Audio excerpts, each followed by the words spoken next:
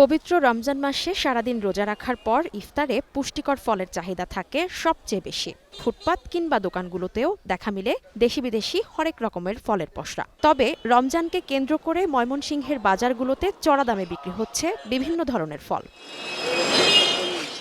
দেশি ফলগুলোতে দাম বেড়েছে কেজিতে ৫০ থেকে ৮০ টাকা, আর বিদেশি ফলগুলোর মধ্যে দাম কেজি প্রতি বেড়েছে ২০০ থেকে ৩০০ টাকা। ফলে সিন্ডিকেটটা গড়ে উঠছে।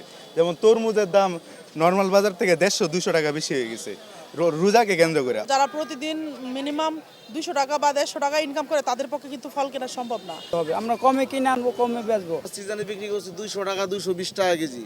এখন সিজন মৌসুম এটার, আর এটা এখন বিক্রি হইতেছে ৪২০ টাকা কেজি।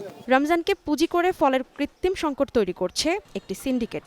এতে বাজারে সরবরাহ কম থাকায় ফলের দাম আকাশচুম্বী বলে দাবি করেন আড়তদাররা। চিটাংপুর থেকে মালটা ডেলিভারি না হওয়ার কারণে আপনার যাদের কাছে মাল ছিল তারা মালটা স্টক করে ফেলাইছে।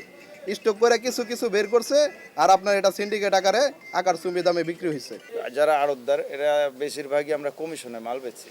এদিকে ভোক্তা অধিকার সংরক্ষণ অধিদপ্তর বলছে নিয়মিত ফলের বাজার মনিটরিং করা হচ্ছে, ফলে ক্রয় বিক্রয় রসিদে দামের অসঙ্গতি পেলেই নেওয়া হচ্ছে ব্যবস্থা। রমজান উপলক্ষে তো এটা স্পেশালি আরো বেশি বেশি করে অভিযানটা পরিচালনা করা হয়। ফলের মান কিরকম, পচা ফল থাকে না, আমরা সেগুলো আর কি দেখি, দোকানে দেখে যদি আমরা অসঙ্গতি পাই সেই অনুযায়ী প্রয়োজনীয় ব্যবস্থা গ্রহণ করি। দেশে আমদানি করা হয় প্রায় ৩৮ রকমের ফল।